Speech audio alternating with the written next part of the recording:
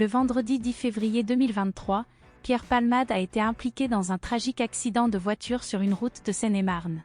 Au moment de l'accident, l'humoriste conduisait sous l'emprise de la cocaïne, ce qui a entraîné plusieurs victimes. Plus précisément, Pierre Palmade se trouvait au volant de sa Peugeot 3008 sur la route départementale 372, reliant Melun à Damary-lès-Lys, lorsqu'il a heurté violemment de face un véhicule qui circulait en sens inverse. Par la suite, un troisième véhicule est venu s'encastrer dans les deux premières voitures déjà impliquées dans l'accident. Par la suite, Pierre Palmade ainsi que 3 autres personnes ont été transportées d'urgence à l'hôpital. Il convient de rappeler que la conduite sous l'influence de substances illicites est non seulement illégale, mais aussi extrêmement dangereuse pour la sécurité routière et peut entraîner des conséquences dramatiques pour les personnes impliquées dans un tel incident. Les 3 autres individus impliqués dans l'accident étaient présents dans le véhicule qui a été violemment percuté par le comédien.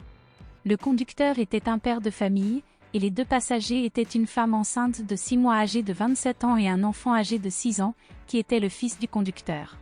Bien que le pronostic vital de Pierre Palmade ait été initialement mis en danger à la suite de l'accident, ses proches ont rapidement communiqué que son état de santé s'était stabilisé et que ses jours n'étaient plus en danger. Il est important de souligner que de tels incidents peuvent avoir des répercussions graves sur la vie des personnes impliquées et de leur entourage, et qu'il est crucial de respecter les règles de conduite pour assurer la sécurité sur les routes. En revanche, la femme enceinte a malheureusement subi une fausse couche à la suite de l'accident, perdant ainsi le bébé qu'elle portait. Le conducteur du véhicule a quant à lui dû subir de nombreuses opérations chirurgicales pour soigner les différentes blessures qu'il avait subies. Enfin, l'enfant âgé de 6 ans a subi de graves blessures au visage qui laisseront des séquelles physiques durables. Maître Mourad Batik, engagé en tant que représentant légal des victimes de Pierre Palmade dans cette affaire, a annoncé une bonne nouvelle à l'AFP le vendredi 10 mars 2023. Cela fait exactement un mois depuis l'accident, et toutes les 3 victimes ont finalement pu quitter l'hôpital.